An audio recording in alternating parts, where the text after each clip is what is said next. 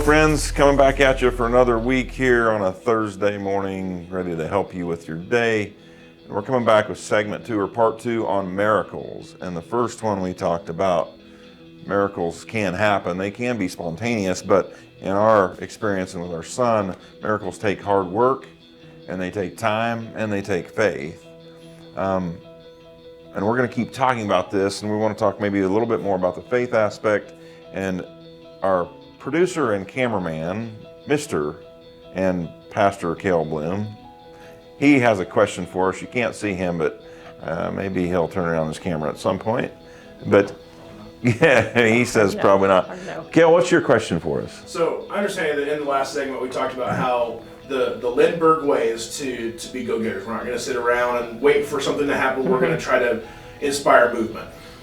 Understanding that, and that be just kind of the mantra that you guys live by, how do you balance being go-getters but also having to wait and trust that God is going to do what he plans to do? Whether the answer is yes, no, or maybe, how do you balance your faith and your trust versus go and getting?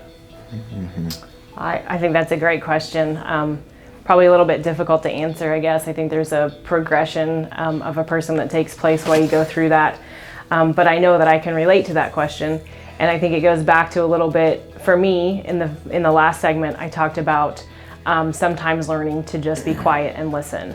And I think for me, that's been a huge part of knowing if maybe the answer is not yes right now, or maybe we don't have a clear answer right now while we wait on our miracle or while we get help with our miracle.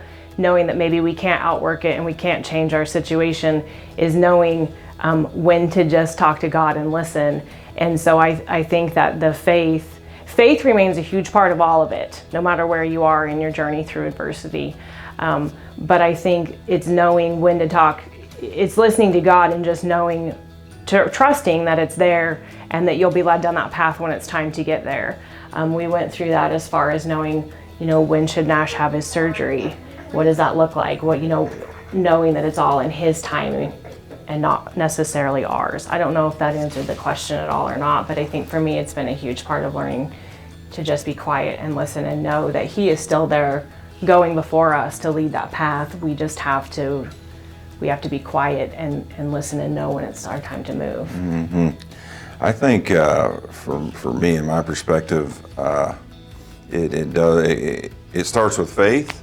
And then it starts with communication to God, a very routine communication to him, just asking him, dear Lord, please bring us answers. Dear Lord, show us the way. Dear Lord, open the doors that are supposed to be opened and close the doors that are supposed to be closed, and trying to listen and trying to be patient enough to listen so that then he can help us in our decision making to give us answers towards the path we're supposed to choose, or the path we need to go down, or the path we need to help our son Nash or our daughter Mackenzie choose to go down. And that takes extreme faith, and it takes patience and a weird kind of listening to let the journey work its way while you're trusting your faith to lead you to make the right answers. And for me, I think that takes time. I think it takes maturity, wisdom, discernment, and just a nonstop, unbreakable, unshakable faith and conversation with the man upstairs. And it's kind of weird, to be honest. I think our lack of patience sometimes drives us down roads that we weren't supposed to go down. And as I work with other people and I coach other people, patience. Have some patience, pray about it. And I'm not always the best listener. I want to move, I want to make stuff happen. But as I've gotten older, I've understood that I needed to have some more patience. I need to have a few more conversations with the man upstairs and really, really be keen on when a door is closing. And that's okay. Or when a door is coming wide open, I need to be aware of that door coming wide open, whether it's in our son's journey or this business journey or other business journeys. For you though, what I wanted to I have one more thing I want to add to that. Yes. I think the first time and I think as you walk your journey, it kind of becomes easier to look back and get the answer to Kale's question in your own journey. But as we're talking about it, I'm thinking back to probably the first time that you and I have really maybe come to a disagreement on this would be when we were trying to decide where to take Nash. And Nels, being a hard charger, was like, sure, the day that we were in Wichita and we had to figure out where Nash would go to the rehabilitation hospital, he wanted to go to Craig in Denver. Like, he was certain that's where it was. There was no question about it. We were going to Craig. And I just, in my gut, felt like Craig was not where we were supposed to be. And so I asked Nels to please just back off and give us a day to pray on it and think about it and figure out where where we were actually supposed to go, rather than just, we have to have a plan of action right now. So we did. We prayed on it very hard that day and overnight, and they came in the next morning and said that actually Nash was not old enough to go to Craig, that Nash would have to go to Madonna. And so Nash ended up going to Madonna, which ended up being one of our many miracles. But had we been hard charged and not, prayed on it, who knows how that would have turned out, I guess. Yeah, that's a true story, which is where I was going next. Sorry. No, you're fine. Your relationship has changed with the man upstairs, and tell me about days when you'll text me and you'll tell me he's speaking to you. Very loudly. Yes, I don't, maybe it's mother's intuition, I don't know. It sounds a little weird to people when I talk about it, so I mostly talk about it only to Nels. But I spend a lot of time in deep prayer, and for me, it's not really prayer. I don't think it's just conversation with God, which is all the same, if you will. It's a matter of however your relationship is handled. But I have a lot of times where I just wake up with or I spend my day and I have really strong feelings about what I think is going to happen or what I think is happening next. And sometimes I have trouble discerning if that's my own free will trying to convince me, or if that's truly my relationship with God. But I have found that it's gotten very, very strong in a wonderful way. I think just because I continue to foster that as much as I can. But I have days where I can tell Nels, I first started at Madonna, I texted him and said, I'm pretty sure that Nash is going to walk with a walker today. And we hadn't even come close to doing that. And Nash walked with a walker that day, and it's just kind of built on that from there.